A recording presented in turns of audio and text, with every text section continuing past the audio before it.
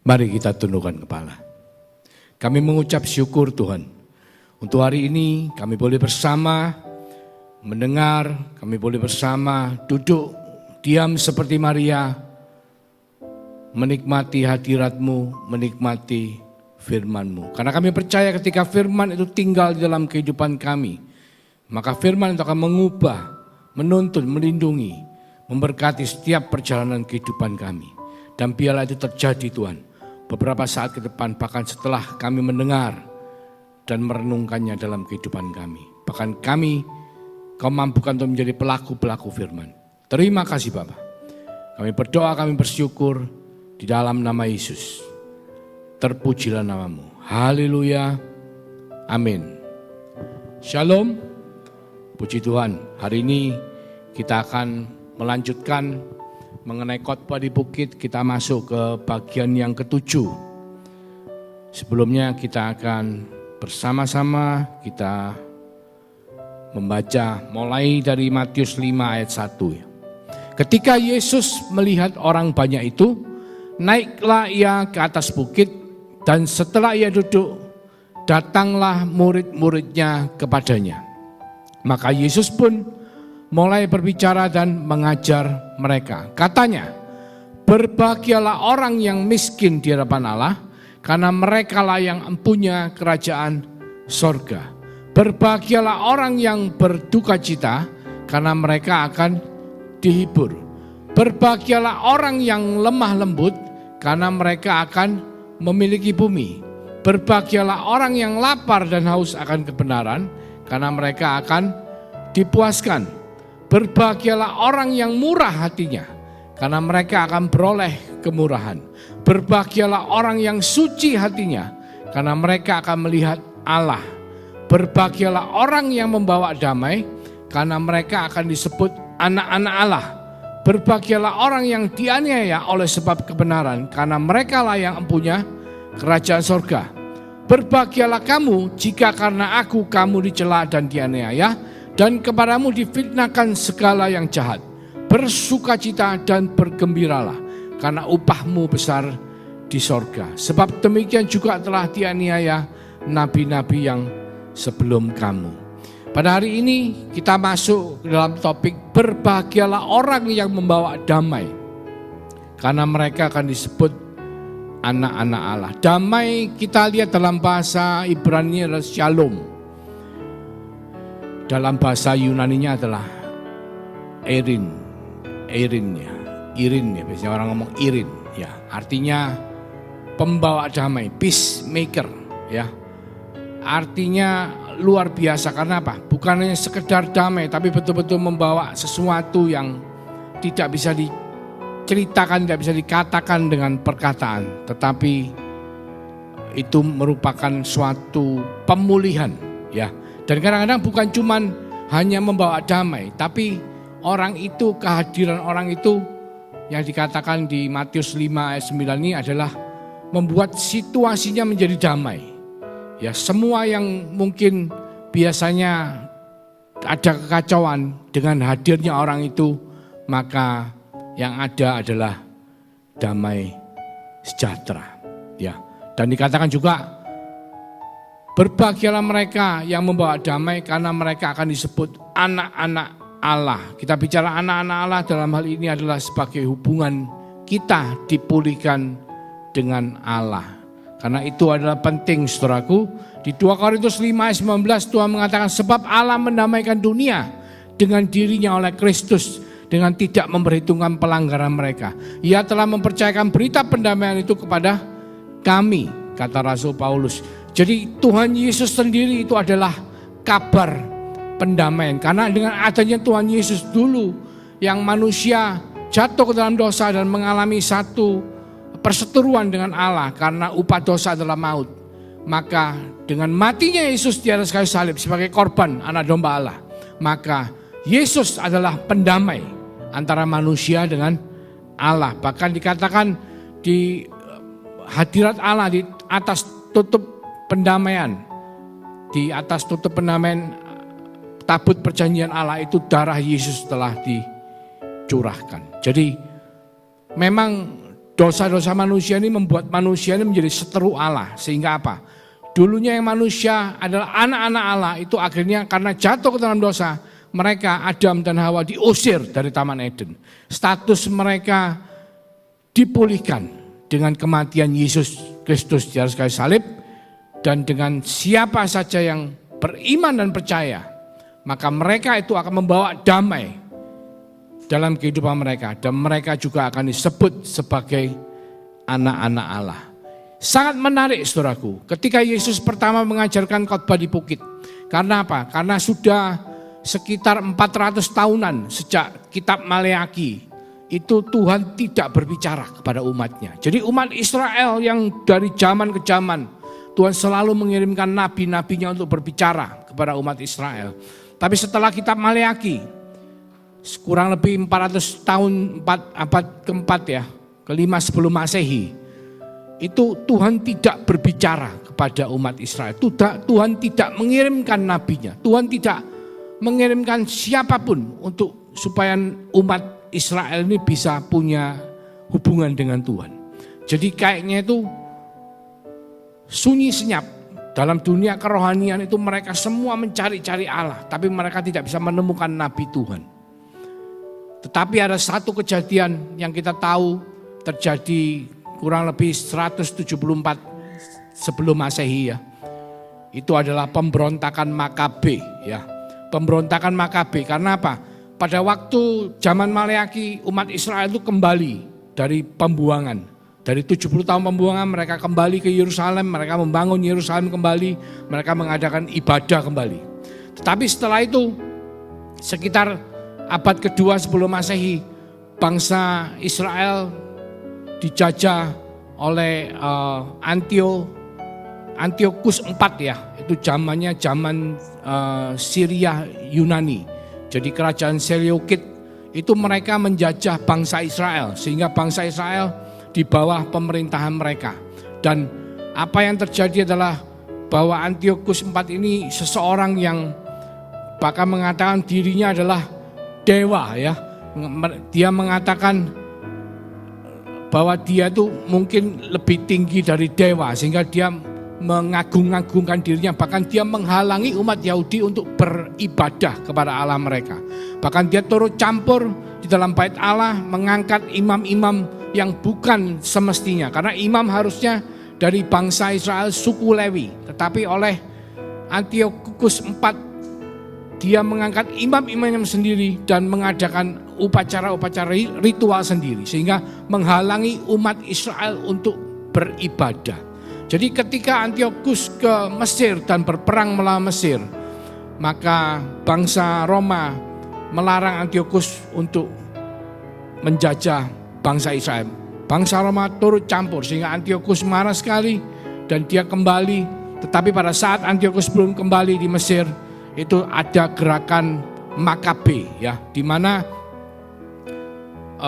keturunan Lewi, Matatias dan Yudas dan beberapa saudara-saudaranya itu memberontak dan dia membunuh imam-imam yang diangkat oleh Antiochus dan mengganti dengan imam-imam dari suku Lewi dan mengadakan upacara ibadah kembali seperti yang sebagaimana semestinya.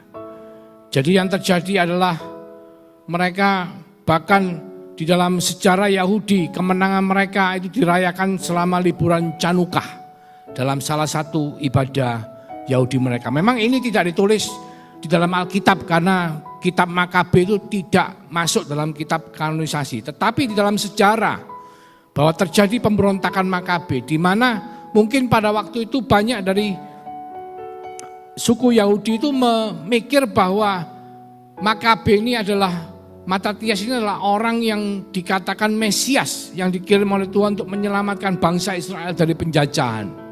Tetapi ada satu poin yang kita harus ingat bahwa di dalam nubuatan perjanjian lama bahwa Mesias itu akan datang, dan Mesias datang dari keturunan Daud. Jadi bukan dari keturunan Lewi. Sedangkan kita tahu Matatias, Yudas dan saudara-saudaranya itu adalah dari keturunan Lewi. Memang mereka dipakai Tuhan untuk menegakkan kembali hukum Taurat untuk menegakkan kembali bait Allah, sehingga umat Israel bisa kembali menyembah Allah mereka dengan cara-cara yang benar, dengan melakukan hukum Taurat, dengan melakukan ritual ibadah seperti yang sebagaimana semestinya. Tetapi mereka bukanlah yang dinubuatkan di Alkitab sebagai orang-orang atau sebagai Mesias yang dikirim oleh Tuhan untuk menyelamatkan bangsa Israel. Memang ada mujizat, dan kita kalau membaca kitab Makabe 1 sampai ada Makabe 7 kalau tidak salah ya, itu memang berurutan sampai pada akhirnya Herodes mengambil alih tahun 37 sebelum Masehi, pemerintahan di bangsa Israel. Sebelum itu mereka ikut memerintah, tetapi apa yang ditulis dalam kitab Makabe 1, Makabe 2, Makabe 3, 4, 5, 6, 7 itu lebih berbicara kepada sejarah bangsa Yahudi. Jadi tidak membicarakan mengenai hubungan Allah dengan manusia. Oleh karena itu kitab Makabe tidak dikanonisasi. Tetapi puji Tuhan bahwa firman Tuhan adalah ya dan amin. Bahkan di kitab Yesaya 9 ayat 5 dan 6 sudah dinubuatkan. Sebab seorang anak telah lahir untuk kita, seorang putra telah diberikan untuk kita, lambang pemerintahan ada di atas bahunya, dan namanya disebutkan orang penasihat ajaib, Allah yang perkasa, Bapa yang kekal, Raja damai. Besar kekuasaannya dan damai sejahtera tidak akan berkesudahan di atas tahta Daud dan di dalam kerajaannya, karena ia mendasarkan dan mengokohkannya dengan keadilan dan kebenaran, dan sekarang sampai selama-lamanya. Kecemburuan Tuhan semesta alam akan melakukan hal ini. Jadi Mesias yang dinubuatkan adalah Mesias yang membawa damai, Raja damai. Satu. Kedua, dari keturunan Daud. Jadi Matatias dan saudara-saudara dan anaknya itu mereka bukanlah Mesias yang dijanjikan. Karena apa? Karena Yesus pada waktu mengajar di khotbah di bukit mengingatkan kepada umat Israel bahwa berbahagialah mereka yang membawa damai. Jadi Yesus ingin mengatakan kepada umat Israel, bukan Makabe, bukan Matatias yang membawa perang meskipun bangsa Israel berhasil keluar dari penjajahan Suria Yunani. Tetapi bukan itu yang dijanjikan Tuhan. Tapi Tuhan ngomong dan berjanji, sudah dinubuatkan di Yesaya, bahwa Dia akan datang sebagai Raja damai. Dia akan datang sebagai keturunan dari Daud yang membawa damai. Jadi kalau kita bicara raja, kerajaan, biasanya apa yang kita pikirkan?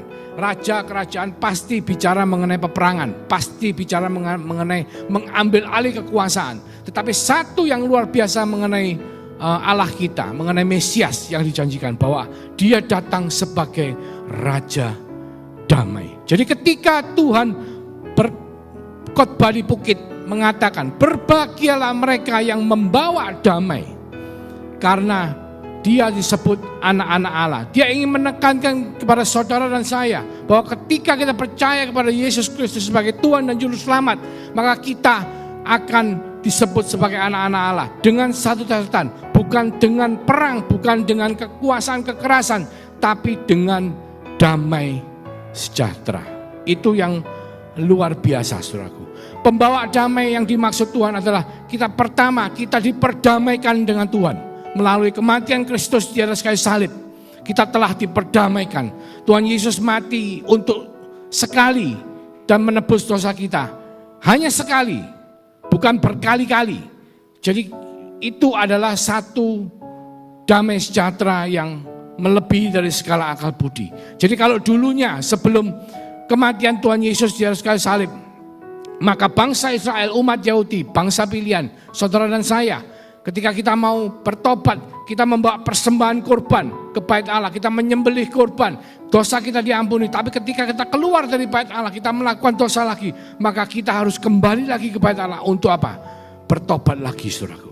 Tapi kematian Yesus Kristus di atas kayu salib itu sekali dan untuk selama-lamanya.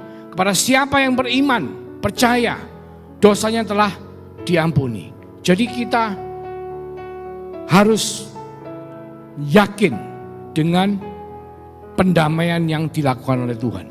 Jadi kita harus percaya dengan jaminan keselamatan yang lakukan oleh Tuhan Yesus di atas kayu salib dan kita responi dengan iman kepada Dia ketika kita bertobat. Berdamai dengan Tuhan, berdamai dengan sesama, dan berdamai dengan diri sendiri. Kita lihat saudaraku, bahwa ada jaminan keselamatan yang saudara dan saya harus terapkan dalam kehidupan kita dan kita harus lakukan secara penuh untuk supaya kita betul-betul merasa yakin bahwa kita sudah berdamai dengan Tuhan. Adalah di Yohanes 10 ayat 27 sampai 29. Dikatakan begini, domba-dombaku mendengarkan suaraku dan aku mengenal mereka dan mereka mengikut aku. Kata Tuhan, aku memberikan hidup yang kekal kepada mereka dan mereka pasti tidak akan binasa sampai selama-lamanya. Dan seorang pun tidak akan merebut mereka dari tanganku, kata Yesus. Bapakku yang memberikan mereka kepadaku lebih besar daripada siapapun dan seorang pun tidak dapat merebut mereka dari tangan Bapa. Nah, jaminan keselamatan ini itu yang penting bagi saudara dan saya. Seringkali kita tidak percaya bahwa kita ini sudah diselamatkan.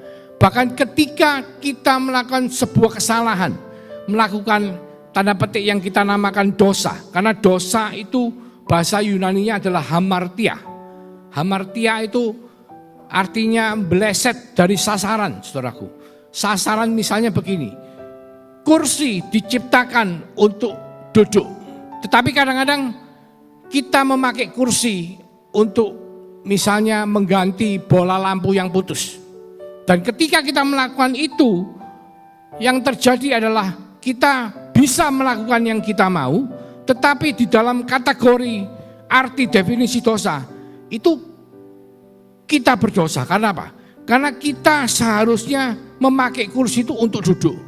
Karena kursi itu diciptakan untuk diduduki, bukan untuk dijadikan ancik-ancik atau tangga kita mengganti lampu. Nah, itu definisi daripada dosa. Seringkali dalam kehidupan kita, meskipun kita sudah beriman kepada Yesus Kristus sebagai Tuhan dan Juru Selamat, kita sudah diampuni dosa-dosanya, tetapi kita masih melakukan banyak hal-hal yang tidak sesuai dengan penciptaan Tuhan, yang kita namakan dengan hamartia atau meleset dari sasaran atau yang kita katakan berdosa. Nah, ketika kita melakukan hal-hal itu, banyak dari kita itu merasa kita bisa kehilangan keselamatan. Nah, ini yang dikatakan Tuhan bahwa kita ini harus berdamai dengan Tuhan. Kita harus yakin bahwa apa yang Tuhan janjikan kepada saudara dan saya ketika kita beriman. Sama seperti Tuhan ngomong kepada penjahat di sebelah kanan Tuhan. Penjahat yang belum pernah melakukan apa-apa selama hidupnya. Ketika di atas kayu salib di sebelahnya Tuhan, penjahat itu mengatakan, Tuhan ingatlah aku ketika engkau ada di kerajaanmu. Maka Tuhan langsung ngomong, hari ini juga engkau akan ketemu dengan aku di Firdaus. Itu adalah jaminan keselamatan atau pendamaian yang Tuhan janjikan kepada saudara dan saya yang beriman kepada Dia.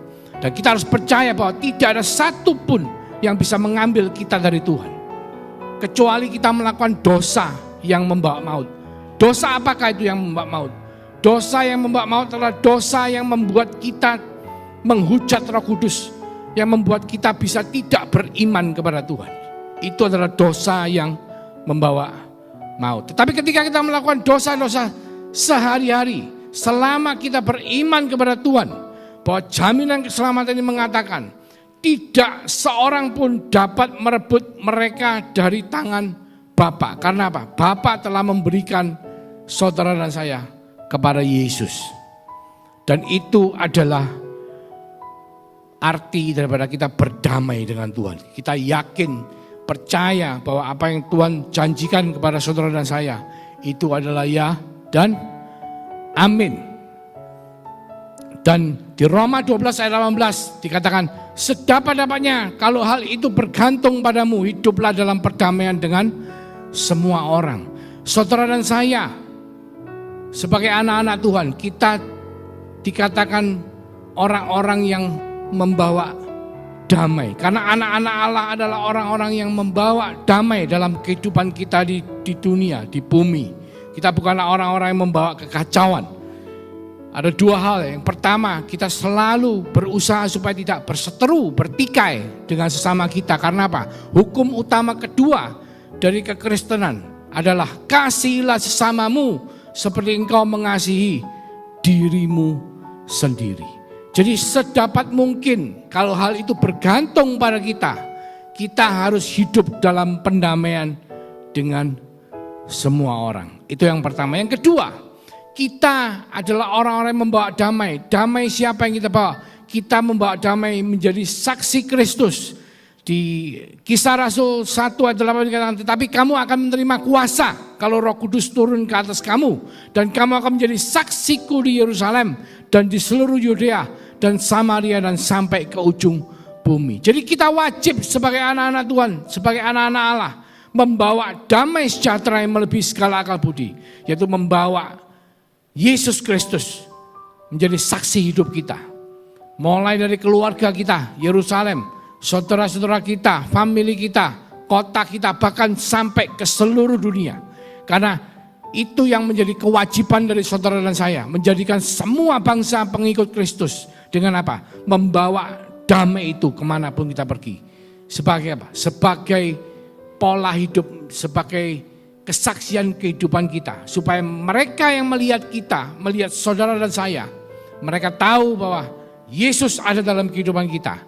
Dan mereka bisa melihat kita sebagai teladan, sebagai anak-anak Allah yang membawa damai. Yang ketiga, di 2 Petrus 1 ayat 2 dikatakan, kasih karunia dan damai sejahtera melimpahi kamu oleh pengenalan akan Allah dan akan Yesus Tuhan kita. Jadi damai sejahtera itu akan penuh. Seringkali kita dalam kehidupan kita tidak merasakan damai. Terutama pada hari-hari di mana pandemi COVID-19 masih melanda. Di mana banyak orang kena penyakit ini masih belum ada obat yang bisa mencegah, vaksin yang bisa mencegah ataupun obat-obat yang bisa manjur 100%. Tetapi kita melihat banyak korban-korban berjatuhan. Bahkan secara perekonomian dunia mengalami resesi. Banyak negara-negara mengalami kesulitan perekonomian karena semua menjadi lesu, semua menjadi tidak seperti biasanya. Dan ketika itu terjadi, saudaraku, maka banyak dari orang-orang di dunia ini merasakan tidak ada damai sejahtera. Bahkan mereka merasakan satu kegelisahan, satu kekhawatiran, satu pengharapan yang masih tidak jelas ke depan ini sampai berapa lama bisa diketemukan vaksinnya, sampai berapa lama perekonomian yang akan pulih. Bahkan banyak dari mereka kehilangan pekerjaan, tidak bisa mencari nafkah. Karena apa? Karena tidak adanya kepastian dalam kehidupannya. Damai sejahtera ini Tuhan mengatakan melimpahi kita oleh pengenalan akan Allah dan akan Yesus Tuhan kita. Jadi ketika kita kurang merasa damai dalam kehidupan kita, satu yang harus kita lakukan adalah apa? Berusaha mengenal Allah kita, Yesus kita. Mengenal dalam bahasa Yunani-nya dikatakan sebagai ginosko. Ginosko itu mengenal pribadi secara intim, one to one, seperti suami dan istri. Ginosko, pengenalan yang pribadi, pengenalan keintiman yang pribadi. Jadi bukan hanya sekedar kita datang ke gereja hari Minggu, saudaraku, sekedar kita mendengar renungan ibadah online pada saat-saat tertentu, tapi suatu pengenalan, suatu hubungan yang kita lakukan secara terus-menerus, suatu hubungan yang kita lakukan secara rutin seperti suami dan istri. Tentunya kita semua tahu bahwa suami istri tidak hanya ketemu seminggu sekali, saudaraku. Bahkan dalam satu hari pun tidak cuma sekali saja ketemu, tapi kita bersama-sama menjalani kehidupan. Demikian pula Tuhan rindu supaya saudara dan saya untuk bisa merasakan damai sejahtera, untuk melimpahi kita dengan damai sejahtera. Bahwa pengenalan keintiman kita dengan Tuhan itu akan terjadi seperti hubungan suami dan istri. Oleh karena itu dikatakan berbahagialah mereka yang membawa damai, karena mereka akan disebut anak-anak Allah. Anak-anak Allah adalah hubungan yang dipulihkan. Seperti ketika Adam setelah diusir keluar dari Taman Eden, maka Adam atau manusia mengalami putus hubungan dengan Tuhan. Maka Tuhan berjanji, Di Roma 8:15-16 dikatakan, sebab kamu tidak menerima roh perbudakan yang membuat kamu menjadi takut lagi, tetapi kamu telah menerima roh yang menjadikan kamu anak Allah. Oleh roh itu kita berseru, ya Aba, ya Bapa. Roh itu bersaksi bersama-sama dengan roh kita bahwa kita adalah anak-anak Allah. Jadi ketika hubungan kita dipulihkan dengan Tuhan, status kita dikembalikan sebagai anak-anak Allah, maka Tuhan mengatakan, berbahagialah orang yang membawa damai, karena mereka akan disebut anak-anak Allah. Kenapa kita berdamai dengan Tuhan? Karena kita dijamin keselamatannya oleh Tuhan. Karena Yesus Kristus telah mati di atas kayu salib, menebus saudara dan saya yang percaya dengan iman kepada Dia, sehingga kita diperdamaikan dengan Allah.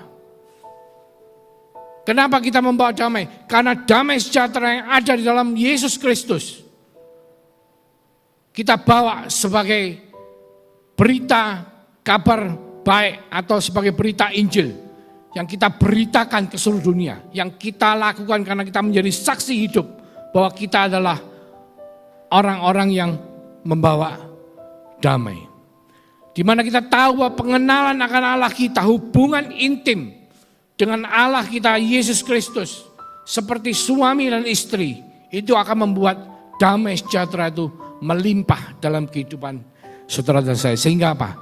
Sehingga kita akan disebut sebagai anak-anak Allah. Mari kita berdoa. Terima kasih Tuhan Yesus, mengingatkan setiap daripada kita bahwa kematian Tuhan Yesus di atas kayu salib dan iman kita semua kepada Yesus sebagai Tuhan dan Juru Selamat telah memperdamaikan kita dengan Allah Bapa di surga, sehingga kita layak disebut sebagai anak-anak Allah. Bahkan Engkau meminta kami semua menjadi saksi hidup, membawa berita Injil ini ke seluruh dunia untuk memberitakan damai sejahtera yang ada dalam pengenalan akan Yesus Kristus. Itu ada juga dalam kehidupan kita semua yang percaya. Terima kasih Tuhan, Engkau telah memulihkan hubungan kita sebagai anak-anak Allah, karena kita semua membawa damai sejahtera yang daripada-Mu. Terima kasih Tuhan. Di dalam nama Yesus Kristus kami mengucap syukur, kami berdoa. Haleluya. Amin. Tuhan Yesus memberkati.